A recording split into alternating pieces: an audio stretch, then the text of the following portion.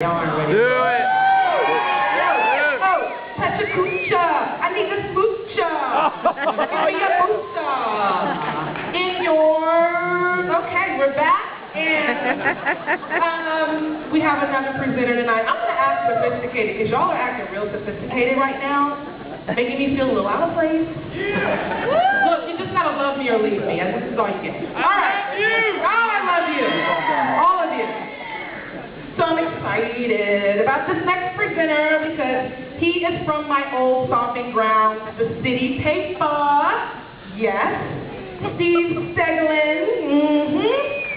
But here's the thing, we never actually met, so I called him just to kind of get an idea of who he was. And he was telling me all of these wonderful things that he does, like editorial cartoons, you know, for the City Paper, technical writing at Blackboard, illustrations for books. And then he said that for the past 5 years, he's been illustrating The Blotter. Hello, The Blotter. Like, that's like one of my favorite things ever.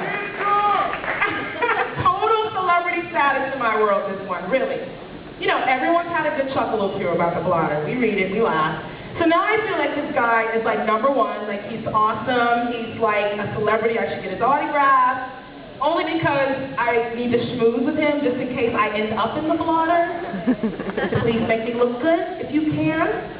When I asked, as I did with each speaker what he was wearing, he said, long button-up shirt, open over a Parliament tee with jeans and Chuck Taylors. I don't know if you did it, I think you made a wardrobe change.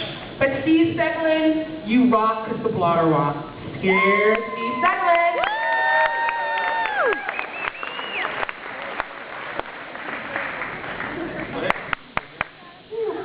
Hello, Charles. Hey, all right. Thank you. You guys are awesome. Talked to Lisa before the show. Realized I've been here for like almost 8 years. This spring will be 8 years. That is 8 years of weekly deadlines for op-ed cartoons. Blotter, illustrations for feature articles, and cover work.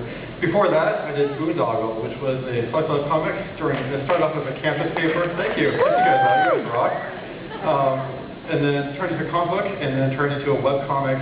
Very much where I kind of learned to hone the social satire and not so subtle ironies.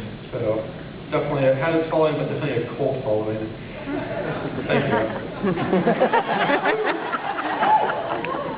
So, while doing web comic, I met Bill Davis, who was then the assistant editor for the City Paper, and we were sort of not what you know, but who you know. His kids went to the same school that my wife taught at as a director, and I'm sure he did this. Everybody mentions their cartoonist. He was like, put some stuff in, and I was like, yeah, that's awesome. And I sat on the station for about 2 years, and then finally got back together, put some stuff in, and there I became an editorial cartoonist.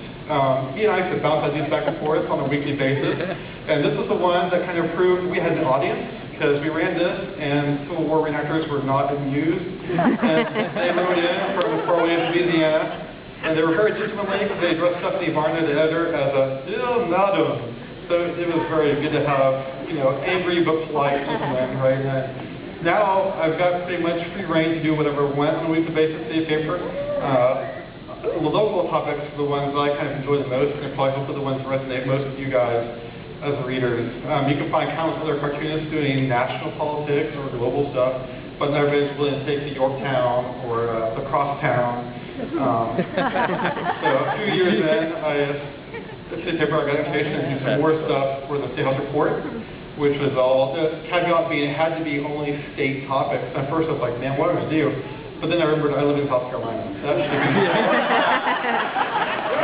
the art of the cartoon is very much shorthand, because, you know, it gives an audience come at it with a very limited investment of time. And I have a very short, small little space to try to get an issue and a commentary all and a punchline all in there at once.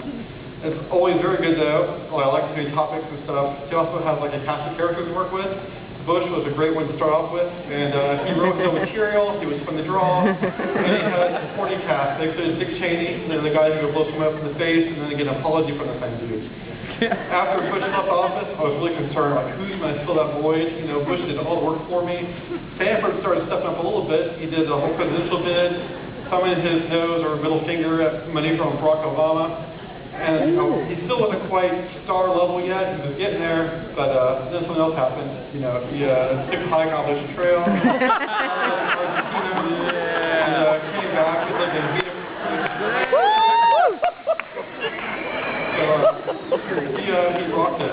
That was a blessing for me, because there is nothing that quite juices up any politics as a sex scandal. That was great for satire. I love you, and really for the rest of it, he was the star of the show. Of course, he was like kind of lame duck already when that happened. And I was really kind of concerned because I knew his star turn, how great it was, came with an expiration date. And then, so I was very lucky because his successor came in and she was here. She came fully loaded with R-rated sex allegations coming in during the campaign trail, allegations of financial mismanagement. So she was already like the mother load. That was before she got in office. So now that she's been in office, she's already proven to be a constant thread of a controversy with more old folks popping up with more allegations. Muppets. So she's been great. I hope to hate for an office for very much longer. You know, I was always weird at election booths, but I never knew who to vote for. You know, she campaigned on transparency, and yet she very shy and bold stuff, which is great. Like with Boondog, I focused on ironies in life and weird things. But now it's like hypocrisy, which is two sides of the same coin. And of course, you don't have to be president or governor to know my strips. There's Riley with glasses, and he's done quite a few. He's a little local keeper elf.